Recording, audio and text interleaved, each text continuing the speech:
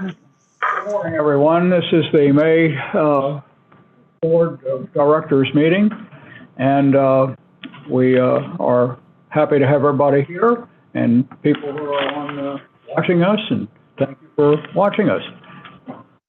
So first thing is to call to order and a roll call. We have already determined that we have a quorum.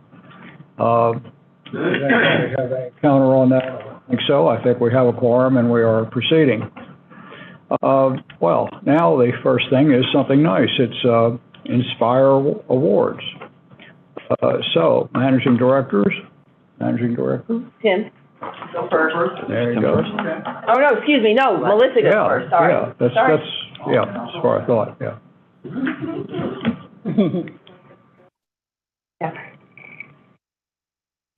Seen on the camera. Okay. Hi, I'm really happy to present this Inspire Award to Mr. Geller here.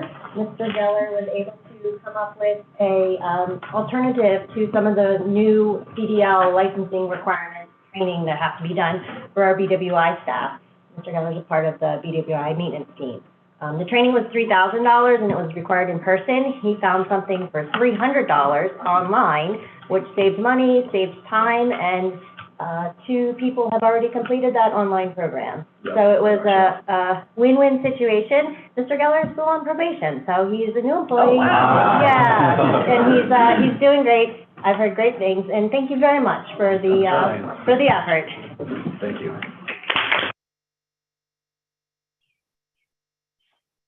Congratulations, and we have your paperwork.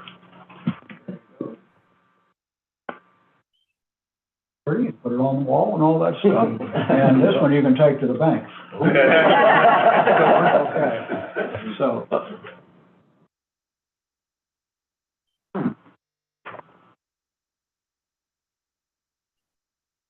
Yes, Thank you. good. Okay, now Tim. All right. I, too, am pleased to present an Inspire Award to Mr. Lasego.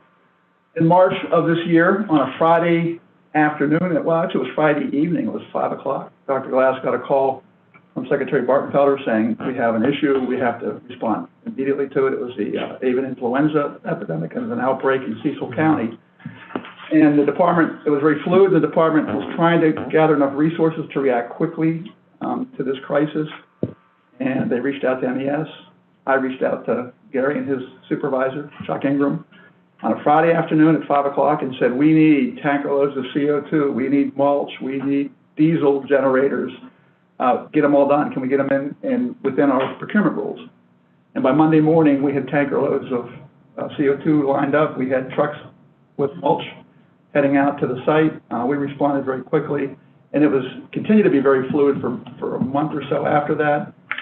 Gary led the charge and did an excellent job. I don't know how he did it, but thank you.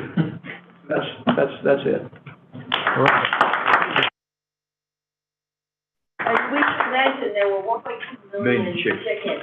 Oh, yeah. How many eggs? 19 million? 19 million eggs. And, well, you can't exactly get a chicken with this, but you take it back. You probably get those. There you go. I think you've got enough eggs.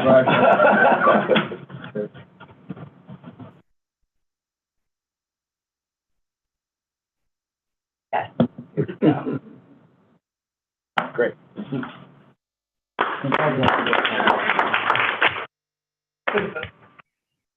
It occurs to me that these emergencies never happen at convenient times. Oh, no. Sort of adds to it. It's after 4:30 on Friday. Yeah, always. How was your weekend? You were in the Army. Yeah. Okay. Let's see here. Now we have someone from RCM Audit Plan sent to us, and Ms. Valerie Sim will present the overview of the 6022 audit plan. Go ahead. Are you ready, ma'am? I am. Good morning, everyone. My name is Valerie Collin. I'm the audit partner for the MES account. This morning, I had an opportunity to connect with the audit committee members and relay our fiscal year 2022 audit plan. We discussed our upcoming engagement objectives, the responsibilities between both parties, the areas of audit focus, as well as our deemed significant risk. We had a robust conversation in terms of our audit timeline and our expectations going forward, and that presentation was and is available with the audit committee package.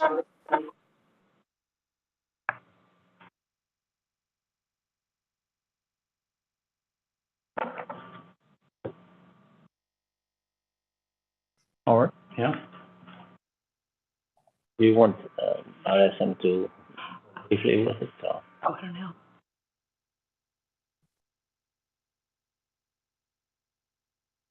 Valerie, I know you went through the audit committee with the presentation, and if it is okay with Mrs. Haller, can you just give the highlight to the whole board of directors?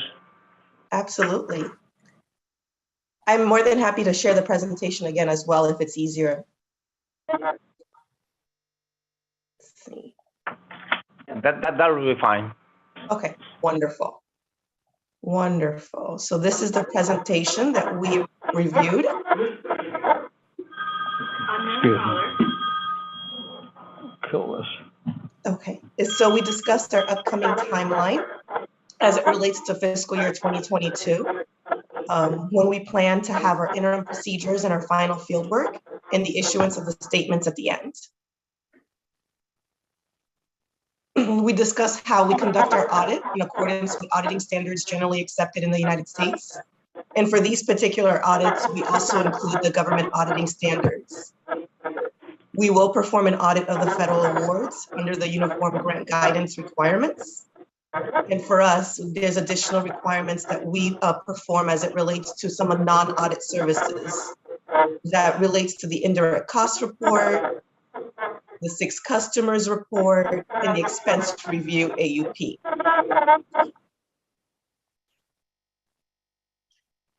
What we relayed is really for us to have the key collaboration that is needed.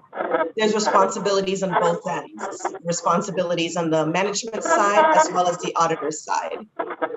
For us, we really wanted to ensure that management is aware that they are responsible for the preparation and the fair presentation of the statements in accordance with generally accepted auditing accounting principles. They are responsible for compliance with laws and regulations. They're responsible for the design, implementation, and maintenance of internal controls. These are all things that we'll work through with management to ensure that that transpires throughout the fiscal year.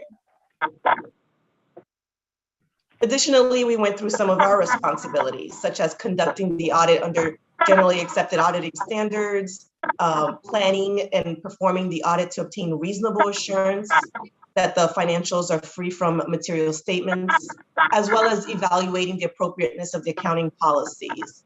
So we did discuss the responsibilities of both parties to ensure the collaboration is enforced. Key areas of audit focus. So for us, we don't necessarily look at every single areas of the audit, but we do look at key areas of the organization, such as starting off with an agency-wide risk assessment to help us see the areas of concern, the areas that we might need to have a little bit more time spent on. We look at some of the key areas of the overall statement, such as cash, investments, revenue recognition, the payables, any sort of requirements relating to payroll, the pension and the OPEB obligations that go through the statements, as well as compliance with the requirements of government auditing standards and the Uniform Grant Guidance. So management is aware these are the areas we focus on day in, day out when we perform these audits. Additionally, we shared that there are certain areas that we kind of look at, and when we perform our risk assessment procedures in our history with the organization, we deem them to have a little bit more of a significant risk. It's not necessarily that we found issues in this in the past, but just the nature of these types of transactions always have a little bit more of an elevated risk element to it. So we shared with management as it relates to what those areas are. So for this organization, we always start off with the first two, pretty much in every organization, honestly. And it is the concept of the management override of controls.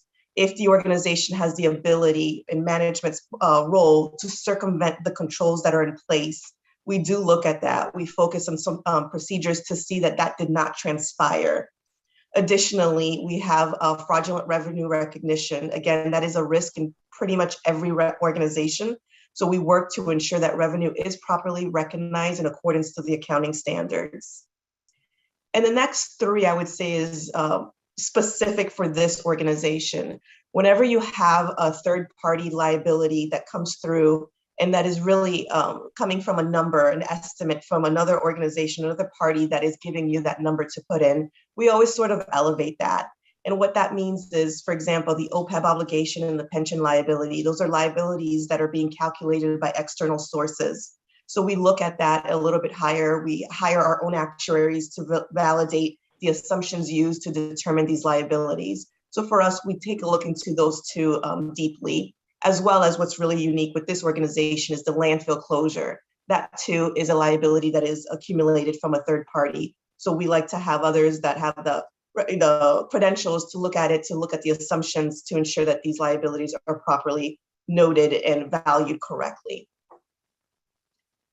And lastly, we just pose the questions in terms of any comments and concerns that might the committee might have us look into, whether there is an area of concern they wanted us to develop audit procedures for, or any sort of information that they wanted to relay. In addition to that, I did provide my contact information if anyone felt a little bit more compelled to do it on a one-on-one basis versus in an audience. So all of that was relayed this morning with the audit committee.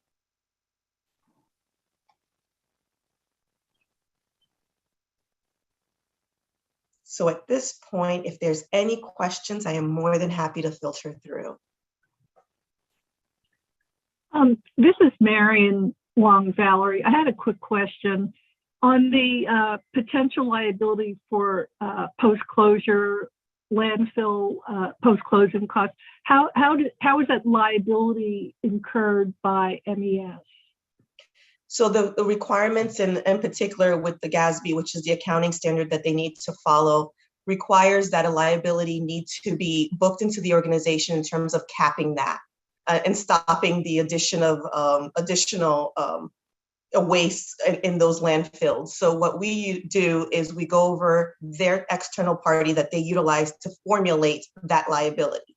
So we go through the assumptions, the key points, and how they determine that. And it is really utilized by a third party. They don't internally determine that. It is fully done by an external source with the credentials to formulate what that looks like down the road. And it is amortized as well each year.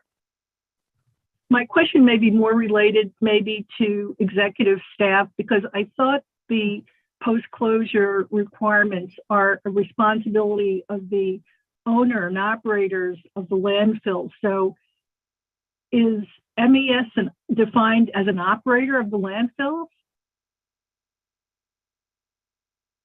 I'm not sure how MES would incur, for instance, if there's a inaccurate post-closure estimate, I'm not sure how that inaccuracy would be incurred by MES as opposed to the liability going to the actual owner and operator of the landfill.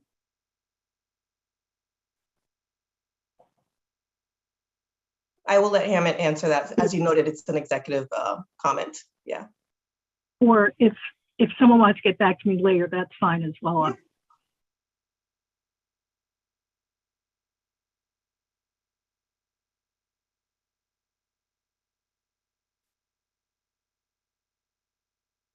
The MES conference room is muted, so I don't know whether someone's talking.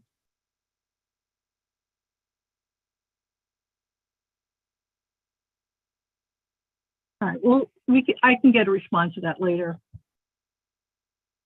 Okay. The phone is on. Ms. Wong, to answer your question, the MES is the owner of the Midshore 1 and Midshore 2 landfills, and that's where this liability arises from. We also undertook the ownership, including the closure and post-closure activities of the old Easton landfill. That was part of the transaction to acquire the property for the Midshore 1 landfill.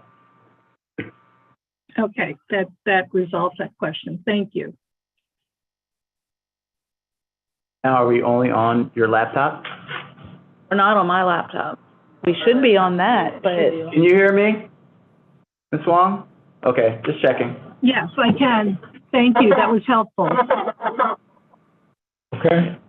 Anything else, with regard to the RCM audit plan? All right, then, we can proceed to the next, matter. That is the approval of minutes of April 28, 2022.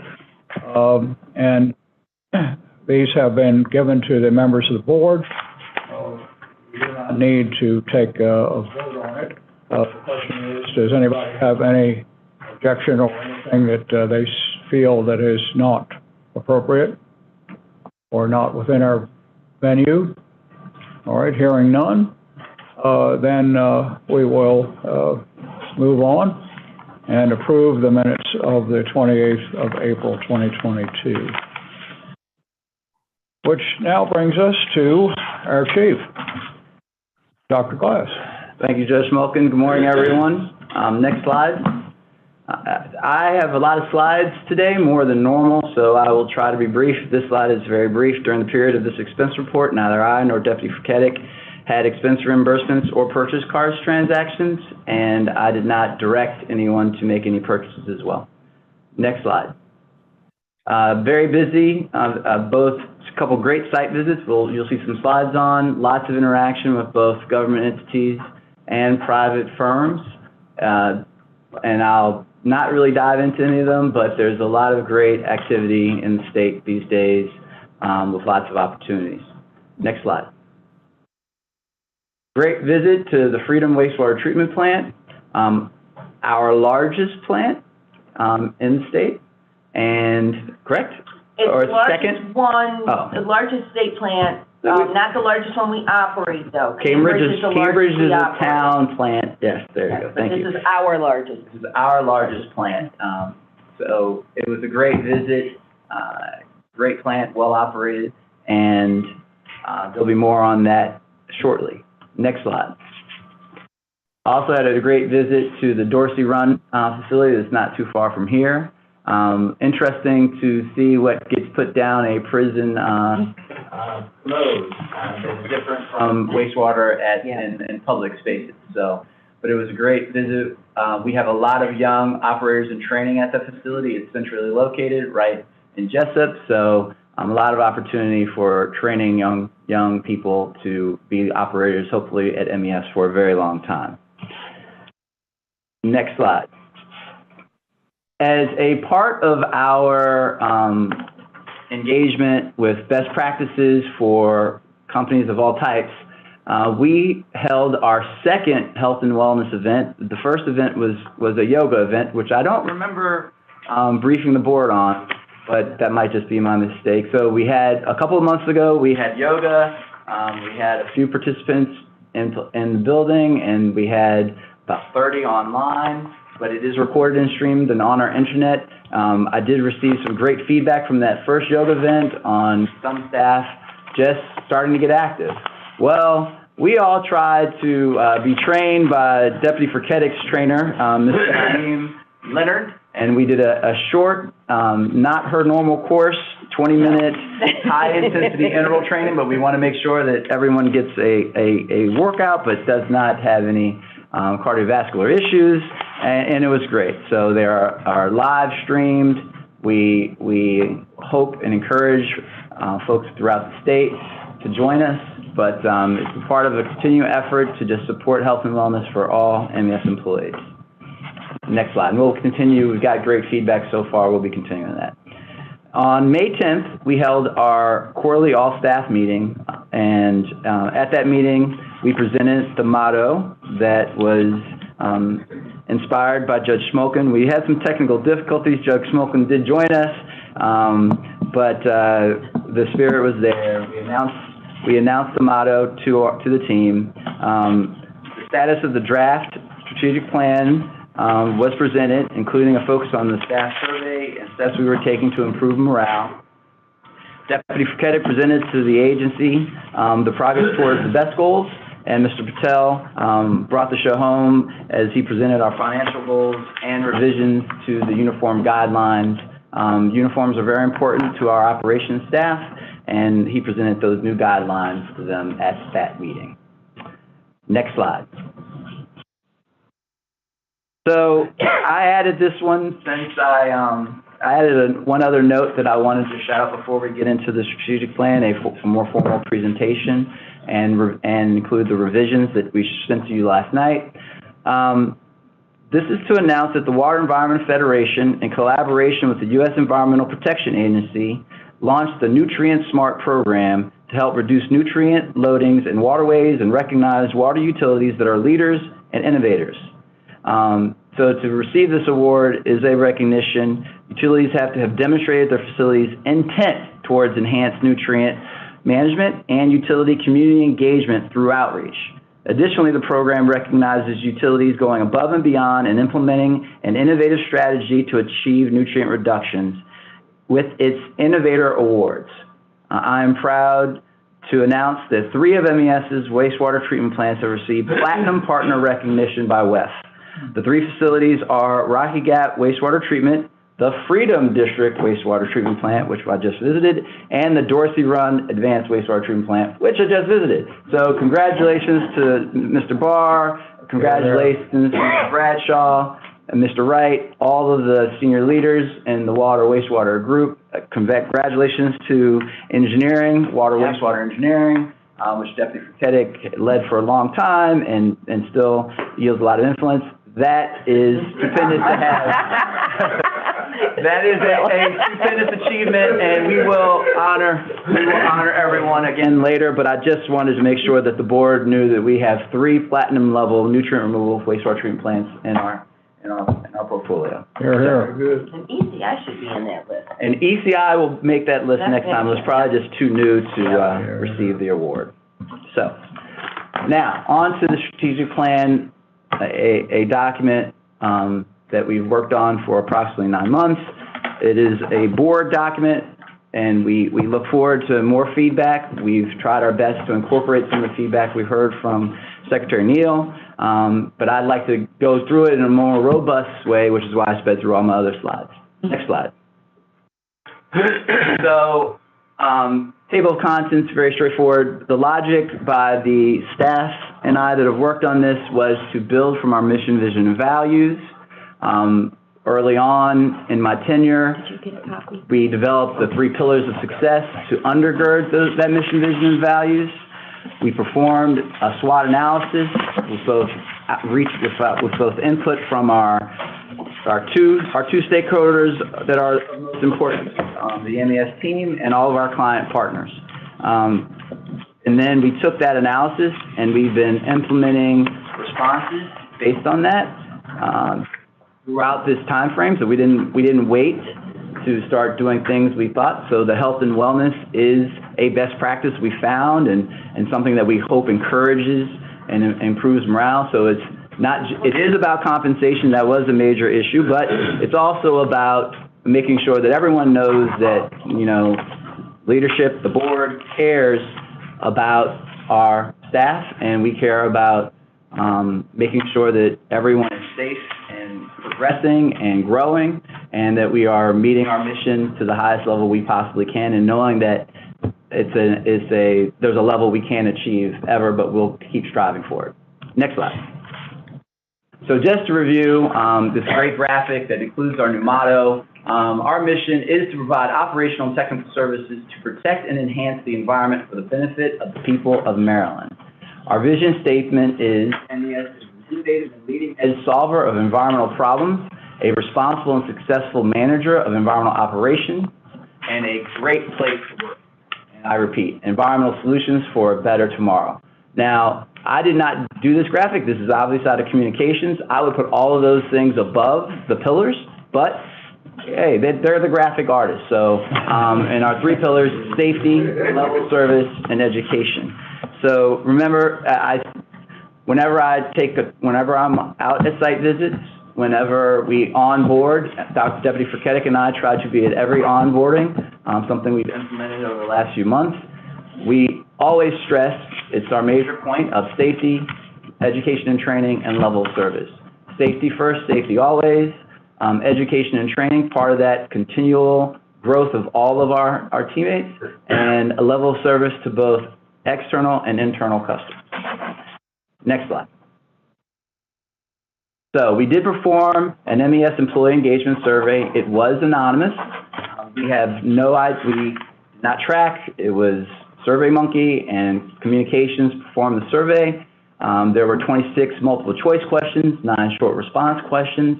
We received a 69.3% positive rate. We can state that that's a positive rate. We hope to grow. We plan on performing this survey on an annual basis with our staff, and we hope to at least be at a C level the next time we perform the survey. But we've heard a lot of the comments, and we continue to act on them. We identify our weaknesses, and we're working towards ameliorating them. Our MES Client Survey, maybe it was the busyness of the time, maybe we didn't get it out long enough. We had 13 anonymous responses for our many clients. That's not a very high percentage, but I get lots of surveys in my email inbox, and I don't respond to them all promptly either. So we have 5 multiple choice questions and 4 short response questions. Our client partners that responded were very positive about it. Next slide. So from our Swot, and we have some highlights that I'd like to just point out. Strengths, we have an experienced and dedicated workforce, strong track record of environmental compliance. We provide cost-effective services, and we have the ability to respond quickly and efficiently, as you've seen over these first 10 months, 11 months on the board. Weaknesses, so you see the response, lack of communication from upper management. I've done my best to be accessible to everyone, and we're working on that continually. Employee compensation, we've all been a part of changing dynamics in employee compensation in one division, but we have more work to do. Staff retention, we're trying to balance our inflow and have it be greater than our outflow. Fairness, responsiveness, and relationship as another one of our weaknesses. Opportunities, we're constantly tracking emerging technologies, improving our employee relations and team morale. We're recruiting heavily at a level that I don't believe MES recruited in the past, and we're developing and we're doing our best to retain our talented staff.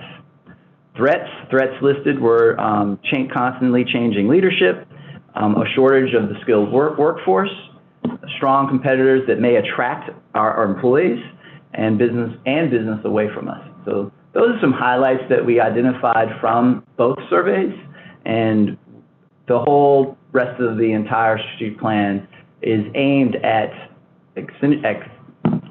well, I'm going off script, but at enhancing our positives and working on our negatives, and we're going to continue to do that. Next slide.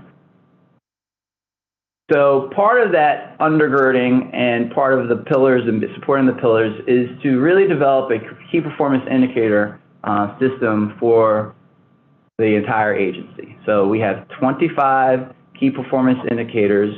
We have 4 goal areas now, with business development being another one that we've added since you reviewed this. But safety first, safety always. So industry standard measures from some of our industries, a lot of these are from environmental operations that we know are standard, and safety and compliance insurance will be heavily involved in tracking this. All of these are tracked already, except for maybe training classes, but and safety training exercises and drills, man overboard drills for some of our boating operations, active shooter drills for this building. They've been missing, and we plan on tracking them, reporting to the board. All of these key performance indicators undergirding everything else will be quarterly reported to the entire board, and we'll be tracking them for our own performance. Next slide. So improving employee morale and employee recognition. You see them in our best goals. It's a challenging time, no excuses. We're going to keep on doing better. We're going to keep on striving to be the best at retaining talent, and we know we can't pay the same as the private sector, but we are striving the best to have an environment that is as strong and friendly to staff and teammates as possible. I won't read that whole slide. I really need to get to the business growth section. Next slide. We have key performance indicators identified at all. Succession planning came up. We are tracking all of our training, all of our certifications, encouraging participation in, I'll say some acronyms, but the Chesapeake Water Environment Association, our local West member association, SWAT, professional engineer societies, seminars, American Society of Civil Engineers, et cetera, GIS specialty area, stormwater specialty areas. We want to continue to support our professional development. And time to fill vacancies and staff utilization on the employee retention, succession planning, and recruitment, key measures that we've already started tracking and monitoring. And we'll have a formal presentation of these key performance indicators on a quarterly basis with the board. Next slide. So, as a direct response from feedback from Secretary Neal, we went back and looked at our billable labor and our total revenue for the last decade. So, some key points to highlight, we have drastic fluctuations in our total revenue, general trend upwards. However, it's important to note that we are relying a lot on the capital program, primarily appropriated through the Transportation Trust Fund. And that work happens to cause a great influence on our revenues. We also have the capital program through the Water and Wastewater Division and wastewater engineering. And we have large capital projects that come through environmental operations, both for landfill development and for the material recovery facilities for Montgomery and Prince George's counties. So the point I want to make the board aware of, approximately 80% of MES revenues on a given year is from the capital program / services for the capital program. MES revenue related to those are based on inspection, construction inspection, monitoring, project management, but we are not, for the most part, doing the actual construction, which is why our total revenues are made up largely of money that is going to the A&E community, the architectural engineering community, excuse me, and construction firms. So an example is development at Cox Creek versus Masonville. At Masonville, we are doing a lot of the construction with moving. We're bringing in material, we're building up the dikes, but at Cox Creek, that is a large contract to an outside entity, and we're project management for it, but that money will flow through MES. So some averages to point out, the percentage change on a given year for our total revenue can be a low of negative 11%, 11.3%, and a high of 28%. Making projections based on our total revenue challenging due to the uncertainty of the projects. In addition, in section 3102 of the annotated code, it is stated, the instrumentality may not participate in competitive bidding with the private sector to provide its services. So even if we were to develop a construction arm and start stamping designs, which we largely do not do, even though we have professional engineers, there's a large part of this that we don't respond to requests for bids from the counties, municipalities, or state agencies if they put them on the street. The percentage change of MES's billable labor in the last 10 years has varied from a positive 3.1%, negative 3.1%, excuse me, to 11.4% for the positive.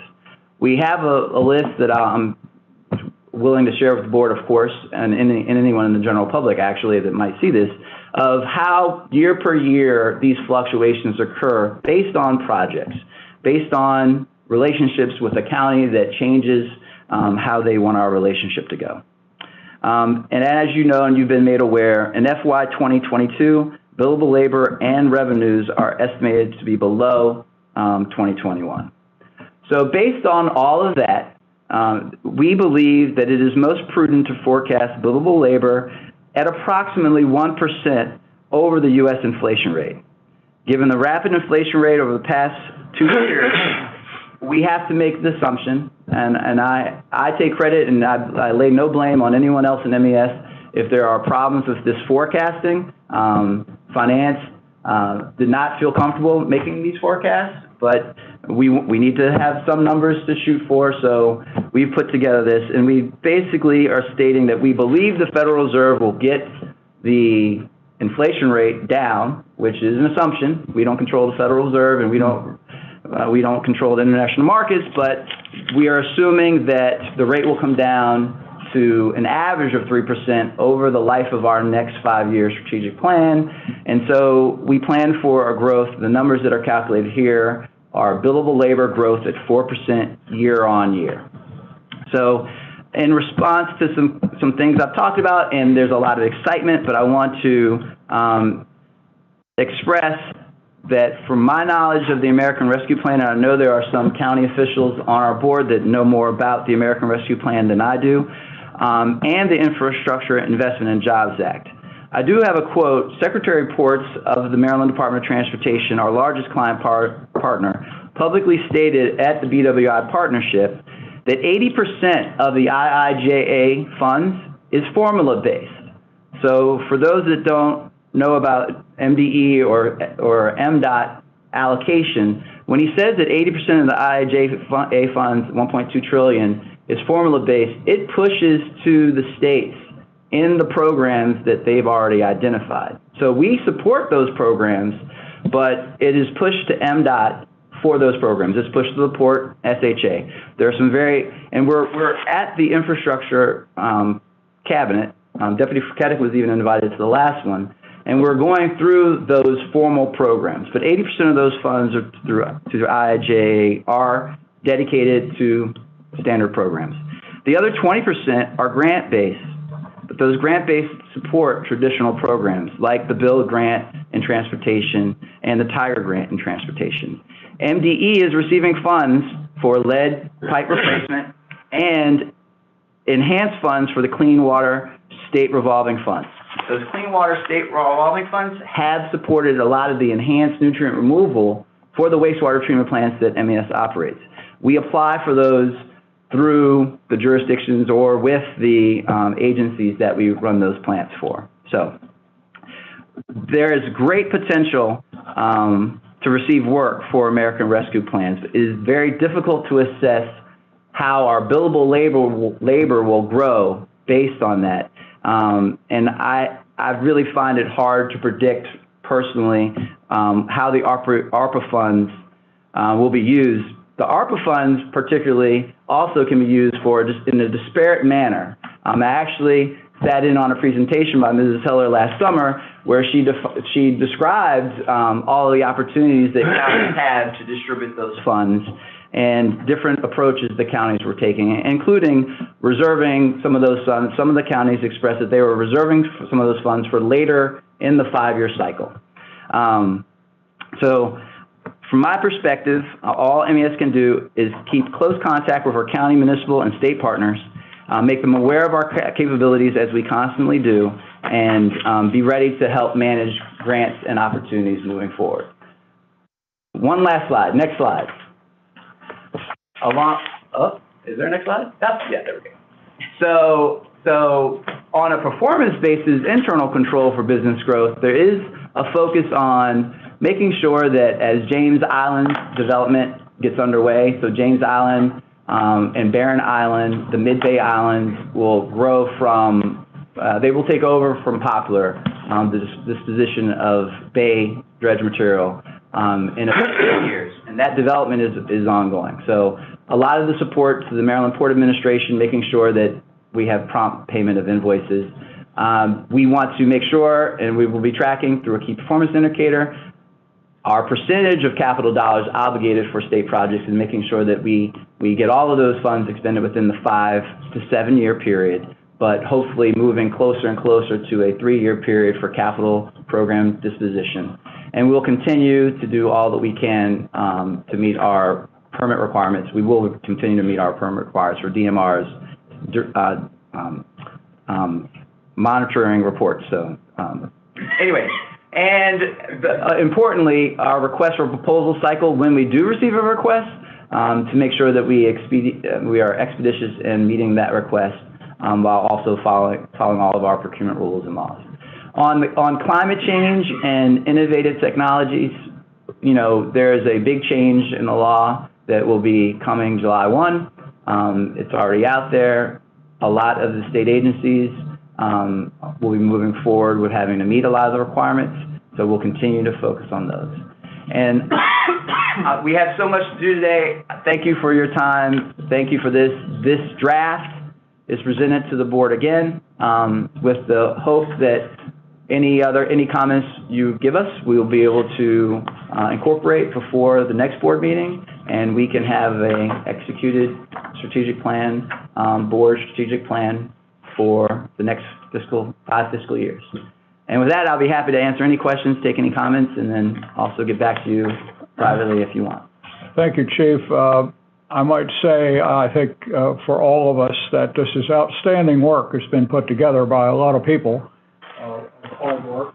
And, you know, it's very hard to figure out what to imagine going forward. You just never know.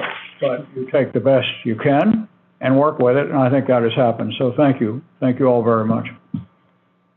Anything else, folks? Next, the agency activity report. All right, and these are for just assumption without going on to merit. So take a look and see what you think. Is there anything that you see that requires some attention? Just say so. Give everybody a chance to look at it.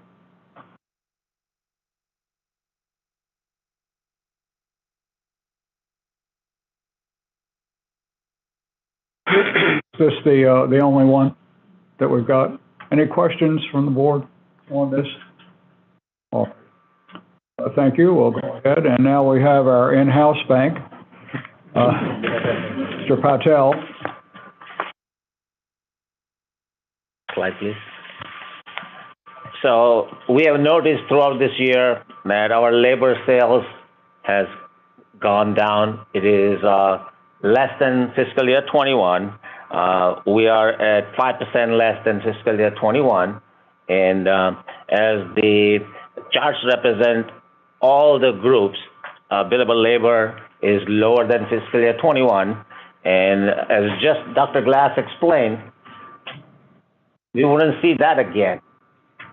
The 4% target, you know, so our year-to-year sales, labor sales will be higher. But this is the year where it is 5% lower. But we'll target 4%, and, you know, hopefully it will. Even though the labor sales are lower than last year, our net earnings, the bottom line, is we're going to still meet our target because of the cost controls. The vacancies is creating the lower labor sales, and then the same way the vacancies in overhead is the net savings. And the travel is almost none. So we are saving a lot of money in overhead expenditures. So our net earnings will meet or beat the target. Next slide, please. So the change in net assets comes from basically the fringe and overhead recovery, project variances, and other like equipment fund interest. Since the labor sales are lower, our fringe and overhead recovery is lower. Therefore, our fringe and overhead variance is much lower than last year.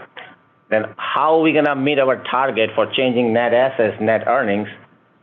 If you recall, a few months ago, we had this service centers and fixed rate billings and all that. we have tightened down on, the service center, the charges going to the overhead labor. So if you, the last year, our project variances at this time was minus 230,000, mainly because of those projects. This year, our project variance is positive 700,000. So that is a significant difference that will add to our net earnings. The oil prices are good, so our used oil projects are much better off. They are more profitable than any of the previous years I remember. So considering all that, the reduction in expenses and eliminating the losses from the projects and additional revenues of oil, we will meet our projections. The budget for fiscal year 22 is $3,290,000 net earnings. We are at $3 million right now as of April, and we still have May and June to go, so we will either meet or exceed our target of $3.2 million in net earnings. Next slide, please. The total net assets components are always invested in capital assets and unrestricted net assets. They are usually will be 50-50 at the end of the year, but whatever the net earnings of $3 million, they will be distributed for the best plus incentives. So at the end of the year, we'll probably be consistent with our net assets. The only difference this year will be we paid $1,500 bonus that came out from previous year's net assets, so our net assets will be about $1 million less going forward. Next. And this is, I just talk about, our target of increase in net assets of $3.2 million. We are at $3 million, and we have $271,000 to go in May and June, and I'm pretty confident that, either we will meet that or exceed it. Can I ask a question about labor sales? What's been the impact of our latest client? They received their first invoice. We probably want to talk at a different time. That's fine. I just, I mean, that was unanticipated, and so I was just wondering what impact that would have on the parentheses on the budget variance on labor sales. Probably not, because we're taking them from other projects. We haven't been able to grow. We haven't, because of the nature of the emergency, we can't hire to backfill at this point. Well, I think that's unfortunate for MES, because we've essentially cannibalized other operations, and just as a director, I don't think that's fair. I think they should be paying what the rest of our customers are paying, and they should be, which they are, but they're doing it with existing staff, which takes us off mission. But concentrating on hiring, that will have an effect on May and June billable labor, so we'll be doing a little better than what it is showing now.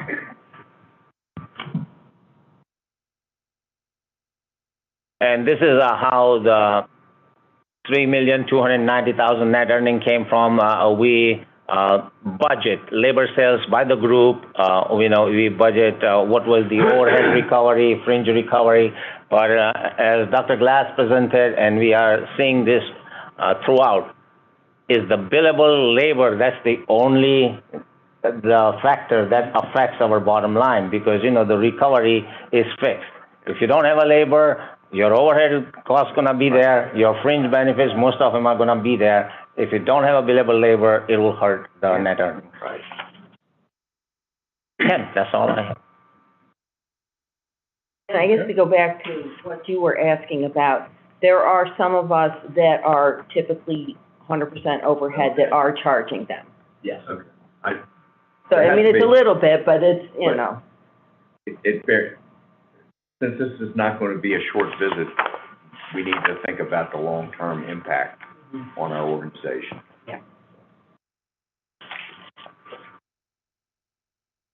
All right, next we have Ms.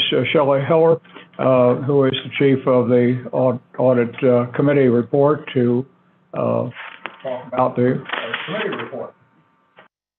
Ma'am? Good morning again, everyone. We did have a meeting this morning at 8:30. It was a hybrid meeting. We had two guests, actually three, but from two different organizations to present to us this morning. From RSM, we had Miss Valerie Coleman, who also joined us earlier in our meeting, this meeting. And we also had Kayla Lipston, and they presented the FY21 expenses audit, as well as the audit plan, which Miss Coleman discussed with us earlier.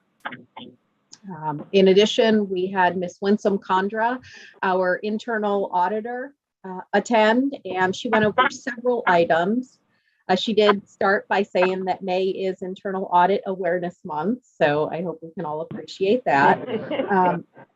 But she also went over several items to include the status of the current audit at Rocky Gap. We discussed internal audit benchmarks. She explained to us how she came up with the top 15 MES risks. Based on a risk assessment that had been performed. As you can see by the slide, there was a no additional hotlines reported or hotline tips for the fraud hotline. And we had a very in-depth positive conversation about the process and her activities. Are there, oh, there we go. There are the top 15. Or those, that's the audit plan. And do we have a slide for the top 15? Do not. Oh, okay, no worries. Are there any questions or comments?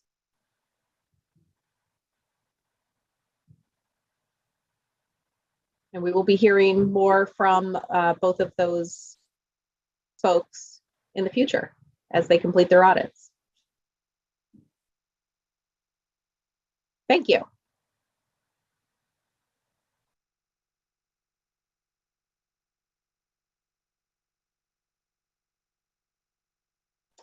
The conference room is on mute again.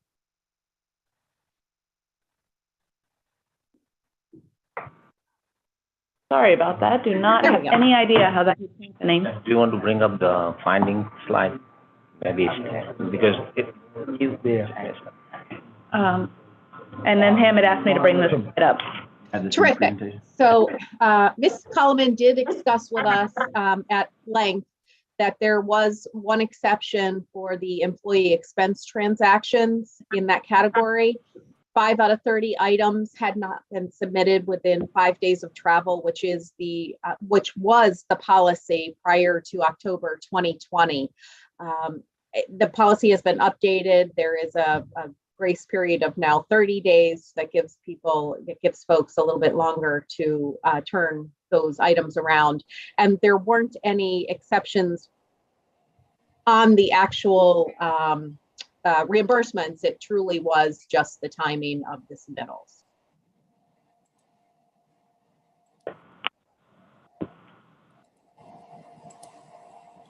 Any questions on that? All right. Anything else? I have nothing further if there aren't any questions. Thank you, everyone. Questions for Ms. Heller? No? All right, thank you very much for all your help as well. Thank you. And everyone who has participated in it. Auditing is important. I flunked it in college. Okay. Let's see here. Well, I didn't flunk it. I changed to a different topic. Okay. Next, we have Human Resources Report. Mr. King, sir. Good morning, everyone. So the vacancy rate didn't change since April. So it's still, this month, it's 9.1%. We are averaging about 3 to 4 new employees per week as far as onboarding. And we just ran a quick report just to get an idea of where we were sitting as far as new hires and separations since January of this year. And we onboarded new hires of 59 new employees and separations for various reasons, whether it be retirements or separating from the company or change of jobs, 49. So we're doing good, averaging about 11 a month as far as people separating from the agency. And we're on an upward trend as far as getting those vacancy rates, bringing it back down. Right. And for a numbers person, you know, maybe for Mr. Witt, you can see that, but our percentage is still high and has crept up a little bit. Just to point out to the entire board, that's because Ms. Slatnick particularly is adding a lot of positions.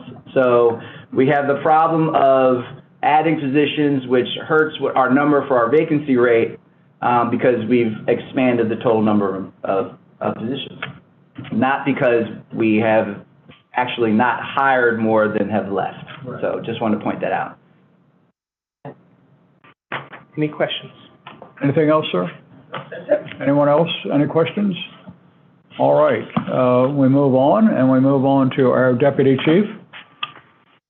Good morning, Chief. Good morning. I'm happy to give everybody an update on our BEST program this morning. Next slide, please, Pam. In the area of safety, our first goal, the first two items are complete. We are 75% complete on the training, and we are so close on the last two items. Pretty sure that we're going to be meeting these by the end of the year.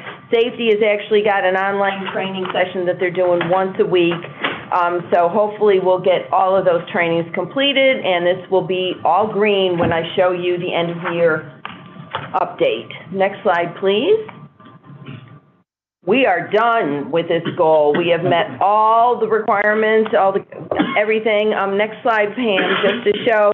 One of the items was to develop a course to help our operators pass their exams, and this is an example from the math course that our in-house trainer developed, and it has been approved by the Board of Waterworks and Waste Systems Operators, which Mr. Tanner sits on. So this will actually be used for credit. You know, our operators have to maintain so many credits to keep their licenses. So this is a course that can be used towards that as well. Next slide, please. Okay, diversity and inclusion. On this part of it, we've done really well recording trainings and MBE outreaches. If you go to the next slide, this is an MBE outreach event that several of us went to back on May 6th. Mr. King was there, Dr. Glass was there, I was there, along with these folks, and we have met our goals for this. Next. We have a little bit of a glitch here, though. Even though we've done the career fairs, we've done the job fairs, we've done really well tracking applicants for position openings, but COVID kind of hit us hard when it came to the training for diversity and sexual harassment. We had, when we shut down for the month of pretty much the month of January, and then when we started training, that's when we were going to begin our training. When we reassembled in February, we couldn't hold big trainings. We had to accommodate our, we had to accommodate for COVID. So fewer people, spaced out. So we have not been able to really do as much as we had liked. But Carla feels that we're going to hit 60% by June 30th. Next slide, please. And here are some of our career fairs. There's Mr. Barr at the, what was that? Was that the CWA, AWWA? Yeah, career fair, but we've been all over the place. And Shannon, Betleon, Amanda Cooper in the middle picture, they have been out and about. They were just out yesterday at another career fair, trying to find us people, which is great. Next slide, please. Another set of goals that we have completed, customer and community service. Next page. We are almost done with this goal. The only thing that has left to be completed is our intranet site. And we are waiting, with the managing directors need to be reviewing their content so that this can be put up and it'll be good to go. So that's the last piece that needs to be done.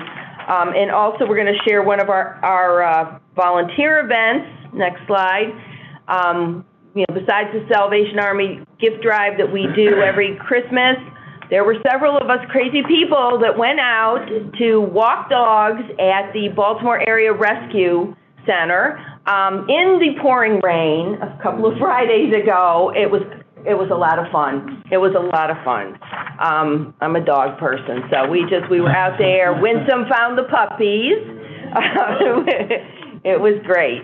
Next slide, please. Okay, we're doing really well with this. We had our first recycling training last week, and it's been recorded, and over 54% of headquarters staff actually attended this and has looked at it since then. So we have a few more. We need to get to that 75%, but we're really, really close. But we have met our recycling rate, which we had said 60%. We're at 62% now, so we've met that goal. Next slide, please. And here is an example of part of the presentation from the recycling training. And that was given to us by Angie Webb, who's our recycling coordinator. She did an excellent job. Excellent job. Next slide. Okay, Fiscal, let's see. We've done all of these events. We had a great Earth Day event here at headquarters, and I know some of the other facilities did events at their sites. We've got Brown Station here. We've got in the middle picture our internal folks that went and cleaned up along the roadway. The bee box that's being hung here, or maybe it's Brown Station, I can't remember. But anyways, we had bee boxes that Pam Fuller's daughter, who is a Girl Scout and working on her senior gold project, made bee boxes, and we did some planting around here, and that's Cambridge there, that did some planting. And so that is it for us. We're doing really well. We just have a couple little things that we need to finish up, and we'll be done for the year. Okay. Any questions? So many new things and good things. Good things. For people. Yes.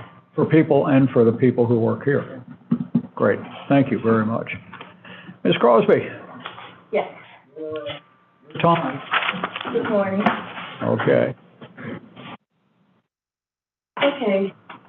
Procurement item 1 is for the supply baler tying wire to the Prince George's Material Recycling Facility. This is a competitive sealed bid. The advertising date is set for May 29th, 2022, and the estimated amount is $673,500. All right, and everybody's had a look at it. A motion to approve the item? So moved. I second it. Anybody have any questions? All right, all those in favor, please raise your hand, say aye. Aye. Aye. Any opposed? All right, thank you. Move on, please. Item 2 is for the Mid-Shore 2 Regional Solid Waste Landfill. This is the purchase of a Caterpillar from Carter Machinery Company in the amount of $683,057. All right, can I try that out first? I've always wanted one, yeah, okay. Mr. Chairman, I'm going to recuse myself from this one. Understood, recused. All right, is there a motion to approve? All right, second? Second. All right, any further questions? All right, therefore, other than the recusal, all those in favor, please raise your hand. Say aye. Aye. Aye. Any opposed? None is opposed, therefore it is approved. Yes, ma'am. Okay, item 3 is for the ECI propane fusion fuel conversion design. This is off of our AE shortlist. The contractor is HDR Engineering, Inc. The amount of the contract is $484,649 with a 15% MBE goal. Any questions about this? Yes, sir. Yes, I have a Go ahead. question. It's in your summary, it says design scope includes consideration of the mechanical room space constraints. And so I'm just wondering if in the planning you've put in some, I hate to use the word contingency, but that's what comes to mind in terms of accounting for this, because I've built two plants. Number one thing that goes on in any of these plants isn't that the room isn't big enough to get the equipment in, it's not big enough to get it out. This is also within the confines of the prison. So we recognize that. We always include some contingency in any of our design estimates. And we're typically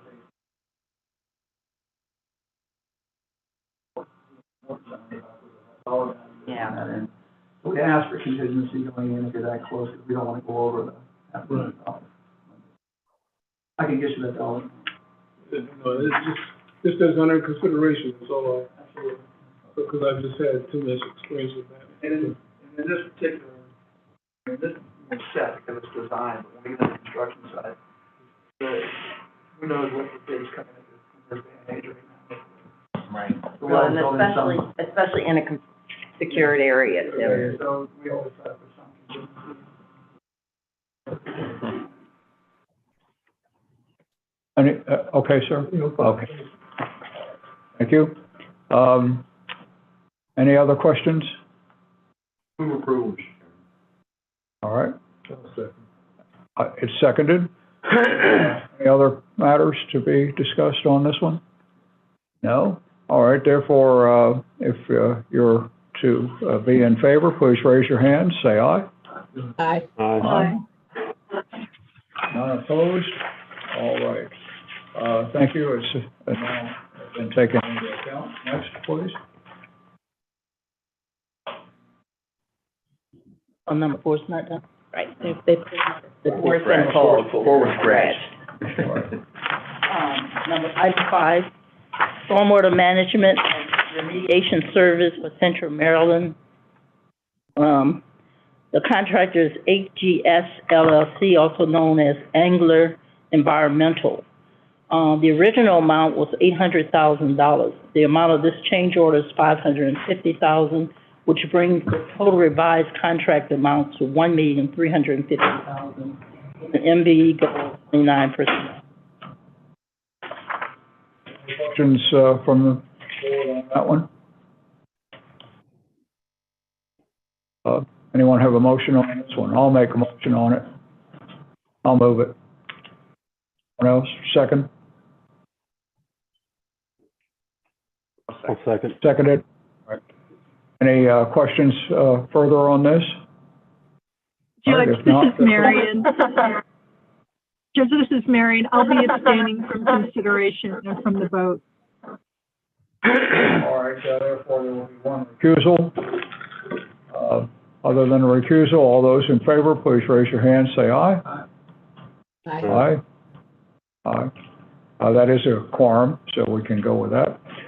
So therefore, that one is approved. Next, ma'am. Okay. The next one is the traffic monitoring system support for highway mapping. This is a GIS service shortlist contract. The awarded contractor is Synergy System and Service, Inc. The amount of the contract is $449,466.09, with an MBE goal of 33.2%. All right.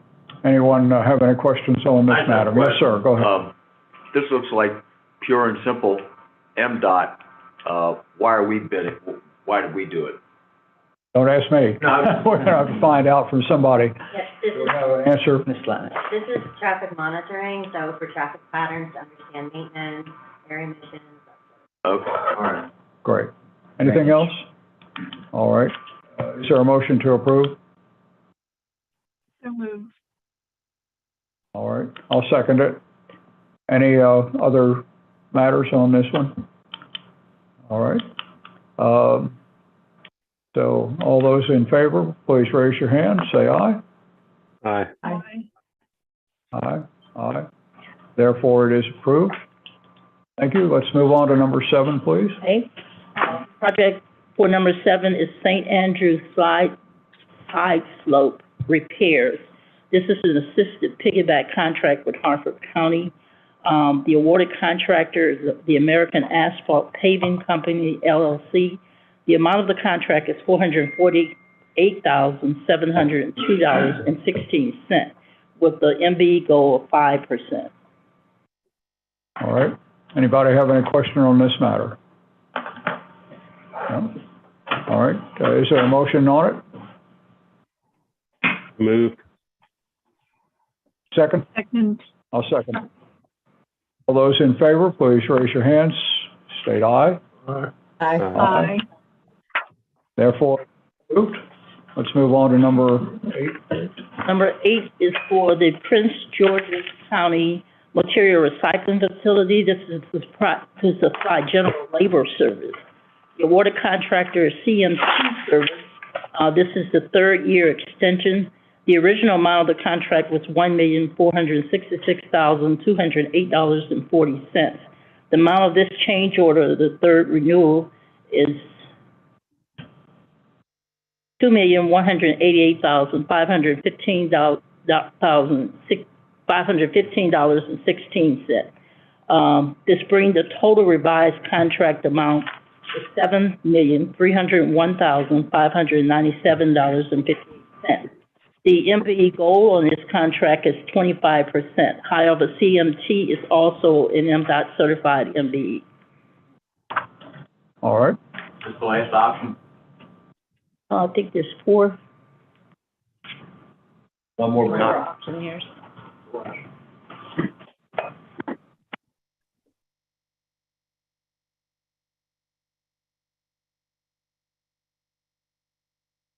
Any questions on that?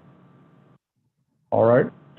All those who wish to waive to make their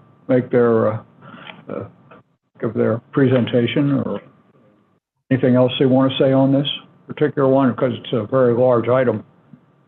All right. Is there a motion to approve? So moved. All right. Second? Second. All right. All those in favor, please raise your hands. Say aye. Aye. Aye. Aye. All those opposed, there are none, therefore it is approved. And now we come into item number 9, please. Okay, item number 9 is for Masonville of Shared Use Path Preliminary Engineering Service from AE Shortlist. Somehow my slide got deleted. There we go. Yeah, sorry. Yeah, somehow the slide got deleted when someone was revising it, I guess. I'm sorry. The information's in the packet. So 9 is the AE Shortlist contract. Yeah, it is Masonville. Masonville. I don't know what happened to that slide. AE Shortlist contract. The awarded contractors, Rommel, Klepler, and Cole. RK&K, in the amount of $475,000 with an MBE goal of 34%. Any, that still is procurement item 9, is that? Right, Yes, it's item 9. All right, just make sure that we've got that in the record. All right, and it has been looked upon. So, any questions on it? Move approval. Second? Anyone else? Any discussion on item number 9? Therefore, if you are in agreement, please raise your hand. Say aye. Aye. Aye. Therefore. Yeah. All right. Therefore, it is approved. And now we do have number 10. Yes, item 10 is for the purchase of 10 trucks. It says Chevy, but there may be other, they may not all be Chevrolet. The amount is for $50,000 per truck. The total is $500,000, or not to exceed $500,000. So this procurement awards the purchase of 10 trucks. All right, any questions on this item? Anyone have a motion on it? I'll second it. All those in favor, please raise your hand, say aye. Aye. Aye. Great.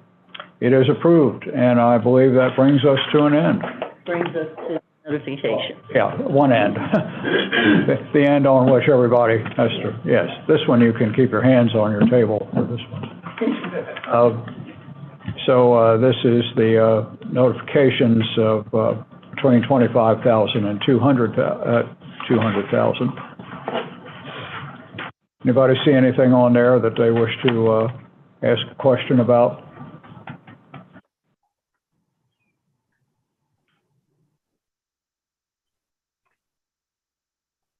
All clear? All clear. All right. Therefore, we move on. Legal report from Coleman. I have one item to discuss with the board in closed session. All right. Proceed with that shortly. Okay. Are there any other matters, business matters, anyone wants to put on the table?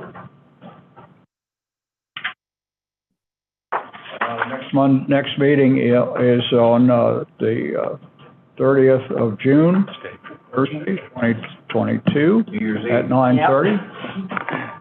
We have a New Year's Eve party. Always did. June 30.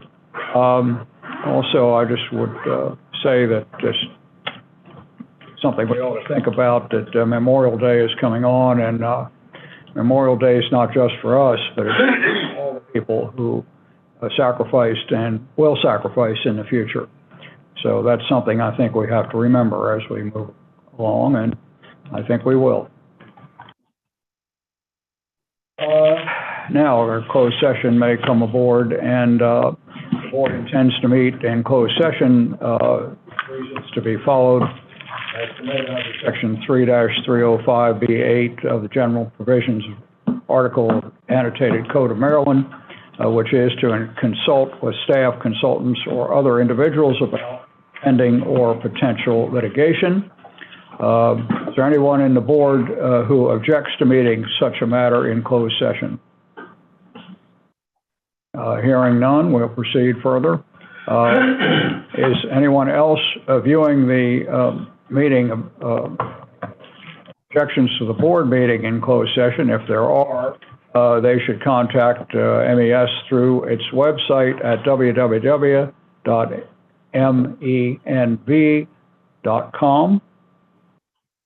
All right.